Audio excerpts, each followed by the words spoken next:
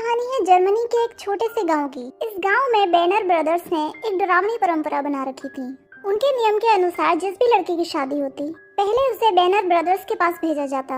वो उसके साथ जबरदस्ती करते और उसके बाद ही उसे उसके पति को सौंपा जाता था। सैम की माँ को भी इस भयानक घटना से गुजरना पड़ा था। इसी दर्द और बदले की आग में जलता सैम इस गांव में आया था ताकि अपनी माँ के साथ हुए अन्याय का बदला ले सके। क्या वो ऐसा कर पाएगा? जानने के लिए बने रहिए मूवी के एंड तक। तो ये कहानी आज से 300 साल पहले जर्मनी के एक छोटे से गांव की है। इस गांव के लोग आतंक के साए में जी रहे थे क्योंकि यहाँ बैनर और उसके 6 बेटे राज करते थे और वो भयानक गुंडे थे। वो जिसे चाहते मौत के घाट उतार देते। पूरा गांव उनसे इतना डरता कि जैसे उनकी सांसें उनके इशारों पर चलती। अब एक दिन इस गांव में सैम नाम का फोटोग्राफर आता है और गांव में कदम रखते उसका सामना बैनर के बड़े बेटे लुई से होता है। लुई उसे धमकाते हुए कहता कि अगर तुम्हें गाँव में रहना है तो हमें रिश्वत देनी होगी।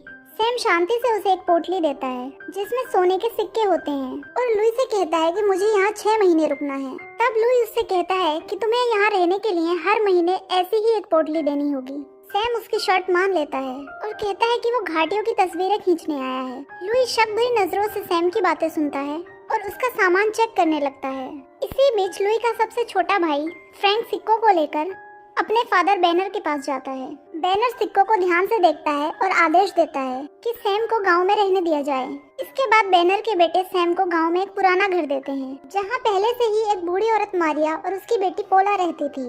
बैनर के बेटे उन्हें धमकाते हुए कहते हैं कि अब से ये तुम्हारा मेहमान है, इसका अच्छे से ख्याल रखना। अगर इसे कुछ हुआ तो हम तुम दोनों को जिंदा नहीं छोड़ेंगे। अब वो लोग वहाँ से चले जाते हैं लेकिन पोला उसके आने से बिल्कुल भी खुश नहीं थी और गुस्से में वो सैम का सामान उठाकर ऊपर वाले कमरे में फेंक देती है और बिना कुछ कहे नीचे आ जाती है। जिस पर पोला की माँ मारिया पोला के व्यवहार पर सैम से माफी मांगती है लेकिन सैम स्थिति के लिए कहीं न कहीं खुद को भी जिम्मेदार मानता था और वो उसे कहता है कि आपको माफी मांगने की कोई जरूरत नहीं है। थोड़ी देर बाद सैम अपना कुछ सामान लेकर अस्तबल में चला जाता है और वो उसे इस तरह से छुपाता है कि वो नहीं चाहता कि कोई और इसके बारे में जाने। अब रात के खाने के दौरान पोला सैम के बारे में जानने की कोशिश करती है और भारी आवाज में पूछती है कि तुम यहाँ क्यों आए हो। तब सैम जवाब देता है कि मैं अमेरिका में पला बड़ा हूँ, वहीं मैंने फोटोग्राफी सीखी। मैं यहाँ घाटियों की अच्छी फोटोज लेने आया हूँ ताकि एक अच्छी नौकरी हासिल कर सकूँ। अब मारिया सीरियस होकर उससे कहती है कि तुम्हें बैनर ब्रदर्स से सावधान रहना होगा। वो सिर्फ खूंखार ही नहीं बल्कि बेरहम भी हैं और यहाँ हर किसी की किस्मत उनके हाथों में होती है। रात को सोने से पहले सैम अपनी जेब से एक लॉकेट निकालता है जिसमें उसकी माँ की तस्वीर होती है, जिसे देखकर वो इमोशनल हो जाता है और उसे देखकर साफ पता चलता है कि इस गांव से उसका कोई पुराना रिश्ता है। तभी अचानक उसे अस्तबल में किसी के जाने की आहट सुनाई देती है। जैसे ही वो विंडो से देखता है तो पोला वहाँ किसी लुकास नाम के युवक से मिलती है और बातचीत से पता चलता है कि वो दोनों एक दूसरे से बहुत प्यार करते हैं और जल्द ही शादी करने वाले हैं। अब सैम ये सब देखकर चुपचाप लेट जाता है। अगली सुबह पोला फिर से सैम से मिलने आती है और वो उसकी फैमिली के बारे में पूछती है। सैम जवाब देता है कि मेरे पिता की मृत्यु बहुत पहले हो गई थी और अब मेरी फैमिली में सिर्फ मेरी माँ है। इसके बाद वो दोनों बाजार में कुछ सामान लेने के लिए निकल जाते हैं। जिस दुकान से वो सामान खरीद रहे होते हैं वहाँ पर बैनर ब्रदर्स भी मौजूद थे। सैम वहाँ से घोड़े की नाल की कील खरीदता है और दुकान से बाहर निकलने ही वाला होता है कि तभी ह्यूबर्ट बैनर उसका रास्ता रोकता है। ह्यूबर्ट जबरदस्ती सैम को शराब पिलाने की कोशिश करता है लेकिन जब सैम पीने से मना कर देता है तो ह्यूबर्ट को ये बात बुरी लगती है। अगले ही पल बाकी बैनर ब्रदर्स भी वहाँ आ जाते हैं और सब मिलकर सैम को पीटना शुरू कर देते हैं। वो उसे बुरी तरह मारते हैं और फिर हंसते हुए वहाँ से चले जाते हैं। अगले दिन सैम घाटियों की तस्वीरें खींचने के लिए निकल जाता है। चलते चलते उसकी नजर चर्च पर लगे क्रूज पर पड़ती है और वो उसे देखने लगता है जैसे वो उसके अतीत से जुड़ा कोई अहम हिस्सा हो। सैम को गांव में रहते 1 महीना बीत जाता है। सर्दियां अब अपने चरम पर थी और पूरी घाटी बर्फ से ढक चुकी थी लेकिन बैनर ब्रदर्स के लिए ये मौसम भी उनकी क्रूरता को रोकने वाला नहीं था। ऊपर घाटी पर बैनर ब्रदर्स पेड़ों को काटकर नीचे फेंक रहे थे। उनका सबसे छोटा भाई फ्रेंच नीचे घाटी में खड़ा था जबकि बाकी भाई ऊंचाई पर थे। अचानक एक बड़ा पेड़ घाटी के बीच में जाकर अटक जाता है। फ्रेंच उसे देखने के लिए आगे बढ़ता है लेकिन तभी एक अजीब घटना घटती है। अचानक वो पेड़ कोहरे को चीरता हुआ नीचे गिरने लगता है और फ्रेंच उस पेड़ के नीचे आ जाता है और मौके पर ही दम तोड़ देता है। ऊपर खड़े बैनर ब्रदर्स को कुछ भी साफ दिखाई नहीं दे रहा था क्योंकि कोहरा बहुत घना था। ये हादसा एक दुर्घटना जैसा लग रहा था।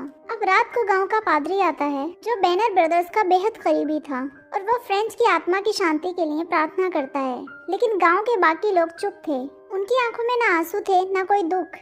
अगले दिन लुकास के माता पिता पोला के घर आते हैं। वो लुकास और पोला के रिश्ते की बात आगे बढ़ाने के लिए आए थे, लेकिन जैसे ही पोला ये सुनती है वो खुश होने के बजाय दुखी होकर वहाँ से चली जाती है। लुकास उसके पीछे जाता है और उसे समझाने की कोशिश करता है, लेकिन वो चिल्लाते हुए कहती है कि मैं बैनर ब्रदर्स के पास नहीं जाऊंगी, क्योंकि शादी के बाद उसे बैनर ब्रदर्स के पास जाना पड़ता, इसलिए वो डर रही थी। इसके बाद हम ओनाटो बैनर को जंगल में शिकार करते देखते हैं। वो एक हिरन का पीछा करता है, लेकिन जैसे ही वो आगे बढ़ा अचानक एक लकड़ी उसके चेहरे पर जोर से लगती है। उस लकड़ी में घोड़े के नाल की कीलें लगी हुई थी, जो सीधा उसकी आंखों में घुस जाती हैं। दर्द के मारे ओनाटो जोर से चीखने लगता है, लेकिन उसे कुछ दिखाई नहीं देता। घबराते हुए लड़खड़ाकर वो एक पहाड़ी से नीचे गिर जाता है और मौके पर ही उसकी मौत हो जाती है। दूसरी तरफ बैनर ब्रदर्स अपने भाई ओनाटो को ढूंढने के लिए जाते हैं। इसी दौरान सैम पोला से मिलने आता है और उसे चेतावनी देता है कि तुम्हें बैनर ब्रदर्स से सावधान रहना होगा। इसके बाद कुछ खाना लेकर सैम जंगल की तरफ निकल जाता है, लेकिन इस बार वो अस्तबल से अपनी दुनाली बंदूक भी अपने साथ ले जाता है। उसकी आंखों में एक अजीब सी चमक थी।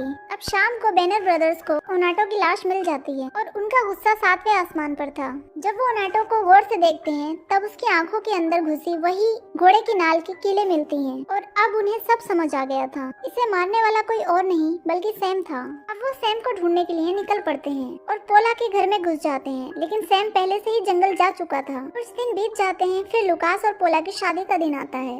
अब पूरा गांव चर्च में इकट्ठा था, लेकिन पोला की आंखों में खुशी की जगह गहरा डर और उदासी थी, क्योंकि वो जानती थी कि शादी के बाद उसके साथ क्या होगा।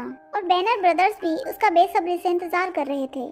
चर्च के बाहर सैम खड़ा था। जैसे ही शादी खत्म होती है और बैनर ब्रदर्स चर्च से बाहर निकलते हैं, सैम तुरंत चर्च के अंदर चला जाता है। वो सीधा पादरी के पास जाता है और कहता है मुझे कन्फेशन करना है। पादरी ये सुनकर थोड़ा हैरानी में पड़ जाता है। अब सैम बोलता है कि मैं तुम्हें 2 हत्याओं के बारे में बताना चाहता हूँ। मैंने ही दोनों बैनर ब्रदर्स को मारा है। ये सुनते ही पादरी का चेहरा सफेद पड़ जाता है। सैम उसके एक्सप्रेशन को अनदेखा करते हुए अपना लॉकेट निकालकर उसके सामने रख देता है। अब पादरी उस लॉकेट को उठाता है और लॉकेट खोलता है तो उसमें सैम की माँ की तस्वीर देखता है। अतीत की यादें उसकी आंखों के सामने घूमने लगती हैं। सालों पहले पादरी और बैनर ब्रदर्स ने मिलकर इसी चर्च के अंदर एक घिनौना अपराध किया था।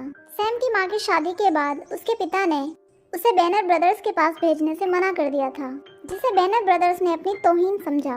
उन्होंने सैम के पिता को पकड़ लिया और सबके सामने सूली पर लटका दिया। और उसी रात पादरी ने बैनर ब्रदर्स के साथ मिलकर सैम की माँ के साथ बहुत गलत किया।